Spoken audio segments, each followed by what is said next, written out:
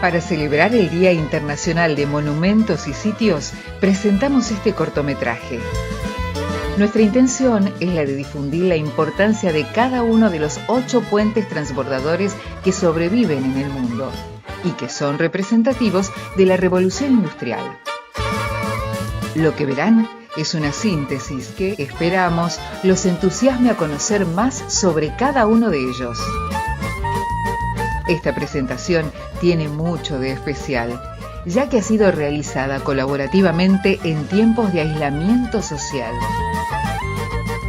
No es casual. Todos estos puentes transbordadores han sido testigos y protagonistas de los avatares de la historia, de los buenos y de los malos tiempos, y representan para su comunidad un símbolo de resistencia que forma parte de su identidad. Cada puente transbordador tiene sus defensores. A ellos que trabajan por su necesaria preservación y para que se reconozca la memoria social que significan, dedicamos este trabajo.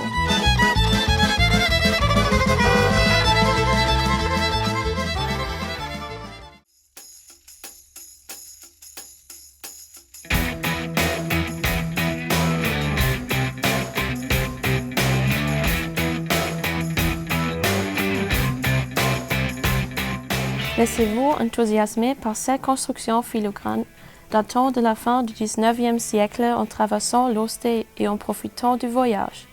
Bienvenue sur le plus vieux pont Transbordeurs d'Allemagne, ici au village d'Osten. Ce chef-d'œuvre d'architecture a été construit en 1909 pour traverser le fleuve indépendamment des marées et des temps. Le pont Transbordeur est appelé la tour Eiffel du Nord par les habitants. Il enjambe le fleuve d'une longueur de 80 mètres et d'une hauteur totale de 38 mètres. Pourquoi le pont Transbordeur a-t-il une telle hauteur? À cette époque-là, il y avait beaucoup de voiliers avec des grands mâts qui naviguaient sur le fleuve. Grâce à l'hauteur de 38 mètres, ils pouvaient passer sous le pont sans danger. On fait avancer la cabine à l'aide d'un moteur électrique comme autrefois. Le pont transpondeur est devenu un goulet d'étranglement à cause de la forte croissance de circulation. Il a été utilisé jour et nuit jusqu'à l'achèvement du nouveau pont en 1974. Un an plus tard, en 1975, le pont a été reconnu comme monument. Il a été restauré complètement en 1976. Aujourd'hui, on a fait l'usage du pont comme fonction des démonstrations touristiques. Le pont Transbordeur est devenu un symbole de toute la région. Il fait partie de la Deutsche Fährstraße, ce qui est un réseau de bacs historiques en Allemagne. Dans le monde entier, il existe seulement 8 ponts de ce style. Vous pouvez vous informer sur ces ponts Transbordeurs au centre d'information de Bac lors d'une promenade sur le rive gauche de l'Osten. Voulez-vous savoir plus de ponts Transbordeurs? Nous recommandons notre livre über die Oste, Geschichten aus 100 Jahren Schwebefähre Osten Hemmoor, avec toutes les informations et des histoires captivantes sur cette construction à caractère historique. Nous serions contents de chaque aide et soutien pour sauvegarder le pont Transbordeur. Nous vous souhaitons un bon séjour à Osten et disons au revoir et à la prochaine fois. Votre équipe du Pont Transbordeurs Osten Hemmoor.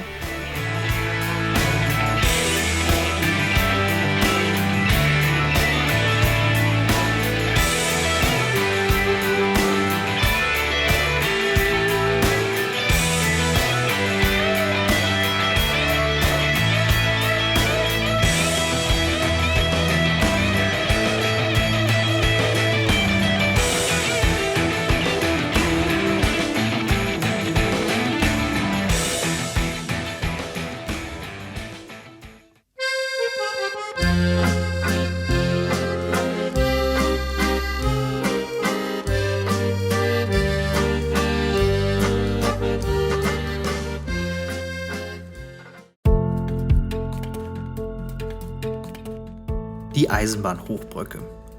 Zuhause der Rendsburger Schwebefähre.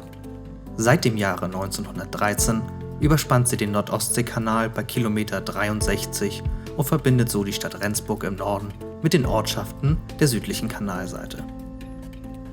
Erbaut wurde die Rendsburger Schwebefähre zusammen mit der Eisenbahnhochbrücke von Friedrich Voss. Voss studierte an der Technischen Universität zu Braunschweig, Er wurde 1908 zum Leiter des Kaiserlichen Kanalbauamtes ernannt und war somit für den Bau der Hochbrücke und der Schwebefähre verantwortlich. Doch die Schwebefähre in Rendsburg ist nicht die einzige Möglichkeit, über den Kanal zu kommen. Unter anderem gibt es noch eine Autobahnbrücke im Osten, die Fährstelle Nobiskrug mit ihren 2 Fähren, welche Tag und Nacht im Einsatz sind, den Kanaltunnel in Rendsburg im Laufe der Bundesstraße 77 oder auch die Fähre in Breiholz, welche sich 12 Kilometer westlich der Schwebefähre befindet. Wie man sehen kann, befindet sich zurzeit keine Schwebefähre unter der Brücke.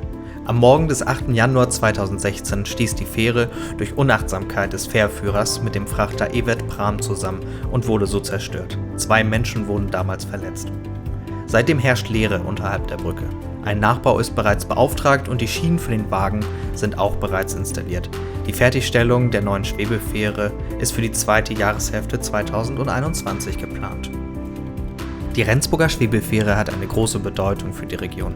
Hierzu die Bürgermeisterin der Stadt Rendsburg, Janette Sönnigsen. Die Schwebefähre ist für Rendsburg ein echtes Wahrzeichen und auch für die gesamte Region. Sie verbindet die Nord- mit der Südseite des Kanals und für viele Pendler und Schüler ist sie ein echtes Verkehrsmittel. Ohne sie müssten sie weite Umwege fahren. Doch auch künstlerisch zeigt sich die Rendsburger Schwebefähre von ihrer besten Seite. So wurde in der Vergangenheit zusammen mit dem Künstler und Designer Till Nowak ein einzigartiges Lichtspiel ins Leben gerufen. Die Brücke wird seitdem nachts beleuchtet. Auf beiden Seiten der Brücke befinden sich metallene Räder, an denen der Besucher die Möglichkeit hat zu drehen. Wenn dies geschieht, ändert sich die Farbe, in der die Stelze beleuchtet ist. Sobald die Fähre losfährt, überträgt sich die Farbe auf die Beleuchtung der Gondel und die Farbe wird an das andere Ufer getragen. Dort kann sie nun erneut verändert werden. Die Anerkennung der Schwebefähre als UNESCO-Welterbe hat für uns hier in Rendsburg eine sehr, sehr große Bedeutung. Und auch für die Region bedeutet das natürlich eine große touristische Aufwertung. Nicht zuletzt sichert sie natürlich auch den Erhalt der Schwebefähre mit der Eisenbahnhochbrücke. Und somit bleibt abzuwarten, was die Zukunft für die Schwebefähre bringt. Rendsburg ist bereit.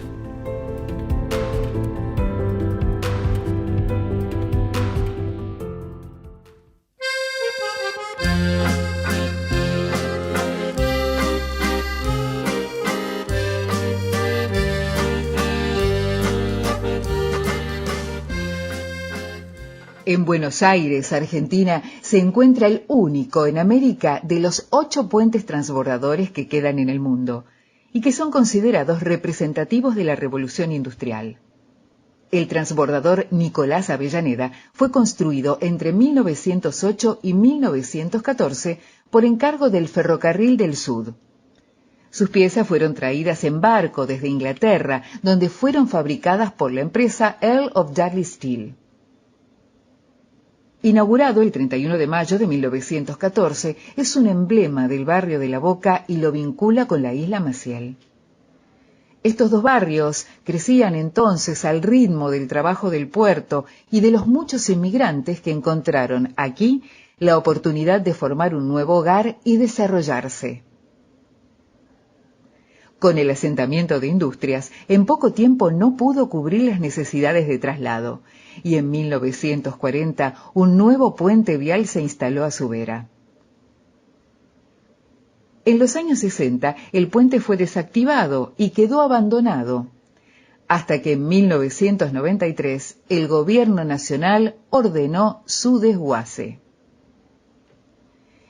Esto provocó una amplia movilización popular para rescatarlo, liderada por el arquitecto Pasqualini. El puente obtuvo el reconocimiento de su importancia patrimonial. En 1995, la ciudad de Buenos Aires lo declaró sitio de interés cultural y en 1999 fue catalogado como Monumento Histórico Nacional.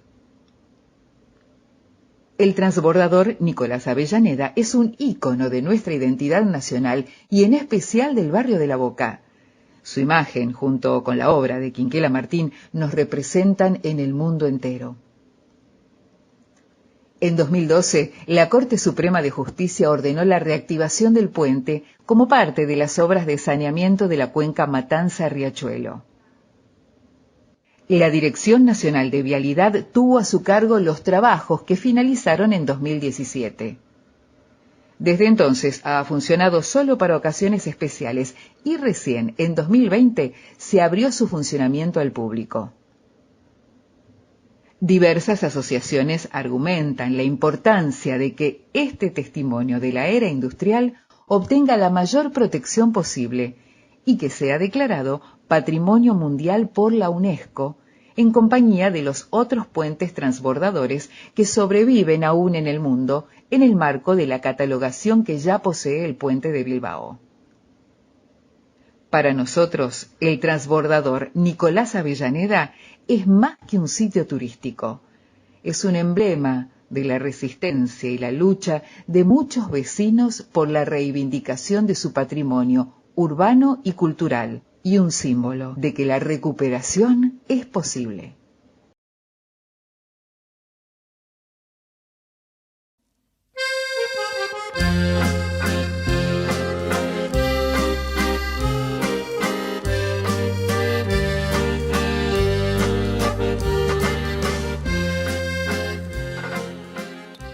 El puente Vizcaya es un caso paradigmático de lo que puede crear el ingenio humano cuando se dan circunstancias especiales. A finales del siglo XIX, la revolución industrial era un hecho y el entorno de Bilbao hervía de actividad. Su comercio se había liberado, sus minas tenían el mejor hierro del mundo y los clientes de media Europa lo demandaban. Las navieras vizcaínas lo exportaban, se montaban industrias, astilleros, ferrocarriles y el binomio carbón-acero parecía resolver todos los problemas antiguos. Bancos y compañías de seguros ganaban sumas increíbles. Las ciudades y los pueblos crecían. Los puertos que habían nacido al fondo de las rías comenzaban a bajar hacia las desembocaduras y también la población se acercaba a las costas al tiempo que el viajar por placer comenzaba a ser algo real. En este ambiente optimista, las ideas grandiosas tenían más oportunidades y Alberto de Palacio, un brillante y creativo arquitecto vizcaíno, concibió una idea insuperable para el puerto de Bilbao que ya entonces se asomaba al Abra. Patentó y consiguió financiación y permisos para construir un puente movible, un gran mecanismo de acero movido por una máquina de vapor que pasaría personas y carruajes de una orilla a otra sin entorpecer el tráfico naval. La construcción no estuvo exenta de contratiempos y sinsabores, alargándose hasta 3 años, pero en julio de 1893 su caldera se puso en marcha y su fogón no se apagó hasta 1905, cuando la luz eléctrica llegó a las arenas. Cuando llegó nuestra compañía a hacerse responsable de la concesión, estructura y equipos necesitaban una restauración urgente.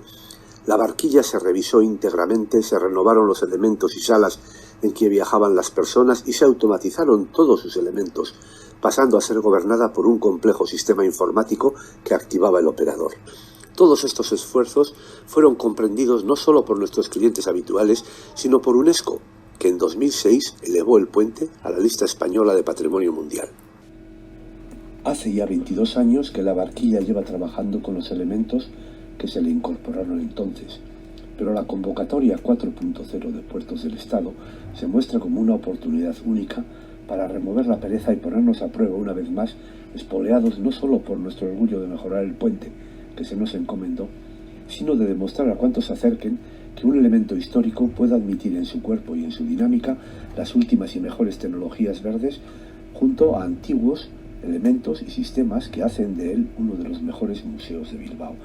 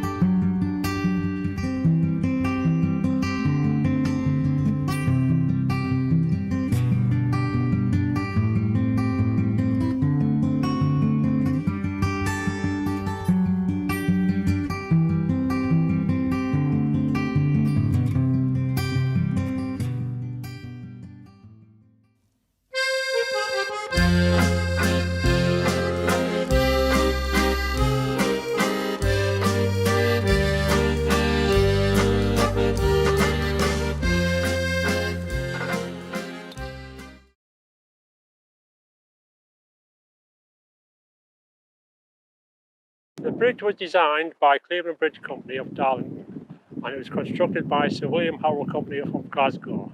They had initially built the fourth rail bridge, which is one of the reasons why they won the contract.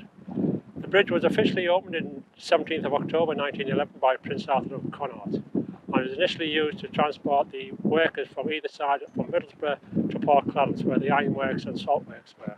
In the First World War, it survived Zeppelin attacks and numerous air raids. In the Second World War, the gondola itself was actually hit by a bomb, but was back working within sort of a few days. Later on, I think in the 1970s, it was a famous comedian, Terry Scott, managed to drive his car off almost into the river, but got caught in the netting rather than into the water. So he survived and was all right. Then a bit later on, there was Have We the Same Pet, which was a comedy show that was filmed here. We get many visitors coming just because of that. The bridge is massive to the whole of this area.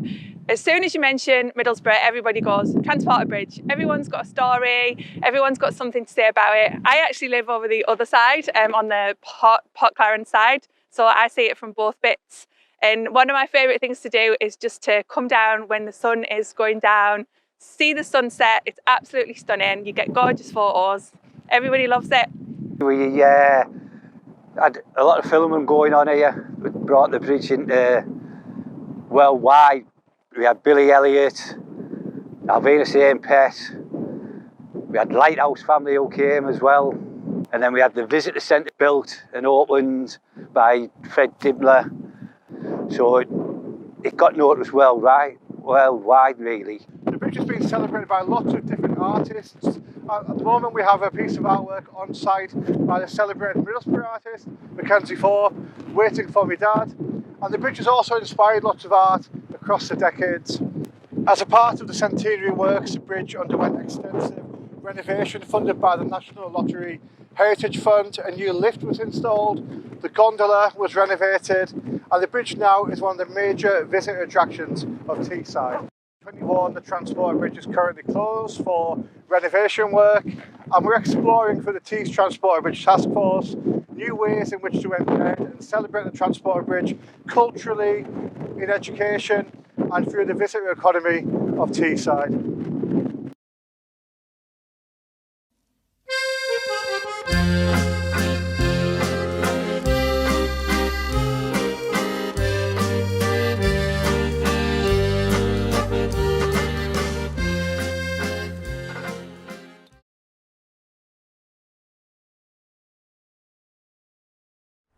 At the time, at the start of the 1900s, Newport was getting busier and busier. All of the development was over on the west side of the city. The east side had lots of land to use. Another river crossing was desperately needed further downstream, here near the docks. It was the job of Robert Haynes, the borough engineer, to decide what type of structure would be needed. He looked at a subway, which would cost too much money, a conventional bridge like the town bridge, which wouldn't be tall enough to allow the ships to pass underneath, or a ferry system, which would be inconvenient because of the rise and fall of the tide, but also incredibly dangerous. He saw this idea of a transbordeur in an engineering magazine, and so he took a group of people from the Newport Corporation over to see one being built in Rouen in France. There he met the designer Ferdinand Arnadin, and the group decided that a transporter bridge was the best solution within the borough's resources. Arnadin and Robert Haynes became joint engineers, and work began on the transporter bridge in 1902. The transporter bridge is important to the city and its residents because it's an iconic, memory-filled, important part of our history. When the bridge opened in 1906, the eyes of the world were on Newport at the time. Our docks were very important, incredibly busy, and the streets bustled with an influx of workers. Everybody wanted to see this incredible bridge being opened, and therefore it's incredibly important to the residents here in Newport. In recent years, the Transporter Bridge is not just a commuter route. We're looking at innovative ways that we can use the bridge to attract people for a variety of different reasons. Some of the events that we have done include summer solstice, late night openings, giving people the opportunity to see the bridge in a different way. One of the best events we've held is working with Pinshed Theatre on a local production of Moby Dick. People were able to come and see live theatre right in front of them on the gondola. It was a completely different use of the space, and it's something that we want to look at moving forward. This is an exciting time for the Newport Transporter Bridge. We have secured funding from the National Lottery Heritage Fund of £8.75 million towards the restoration of this iconic structure and to help us build a brand new visitor centre. This vital restoration work will include the eastern approach, replacing some of the main suspension cables, carrying out vital work on the boom, and also restoring the gondola to its former glory. The redevelopment of the Newport Transporter Bridge will help ensure that Newport's industrial past and the wider history of Wales will be able to be celebrated and preserved for future generations. It will also allow local people to take ownership of their own heritage and culture. It will also create 102 volunteer opportunities, new jobs and 2 apprenticeships for young people aged 16 to 24 years. The Transporter Bridge will become one of the most visited attractions in Wales.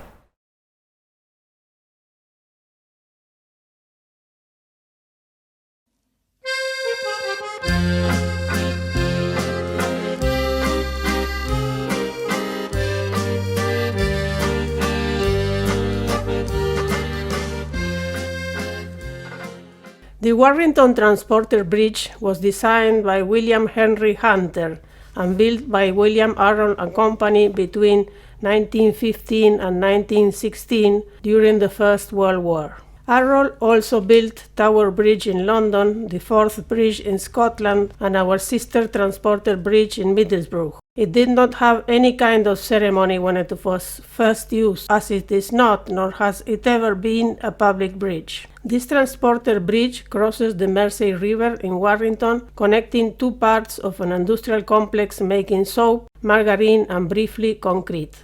The bridge was built to carry concrete from the plant over the river to the main railway line.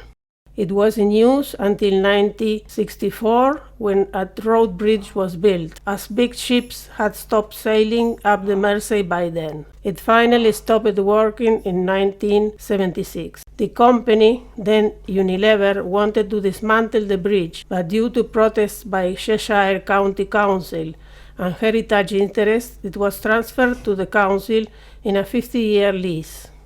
This lease has now been taken on by Warrington Borough Council and is due for renewal in 2027. Warrington is the youngest bridge, unique in an industrial setting initially used for carrying rail wagons. It has regular engineering surveys and some necessary maintenance, and it is in reasonably good condition, but it needs full restoration. Warrington Borough Council and Friends of Warrington Transporter Bridge see the bridge as a huge asset for the community if it is appropriately developed as a tourist attraction and brings people to the town. Everyone who makes the effort to go and see and talk about it is impressed with the scale of the bridge and its interesting history. We already have visitors from as far away as Japan, and Friends of Warrington Transporter Bridge works to encourage local people to be proud of their rail transporter bridge. There is a Warrington Borough Council development plan for the Mersey River bank. The bridge will be a focal point, and the council will seek grants to restore the bridge and promote it with the help of Friends of Warrington Transporter Bridge. We invite everyone to visit our Facebook page, Save Warrington Transporter Bridge, and our website, www.warringtontransporterbridge.co.uk.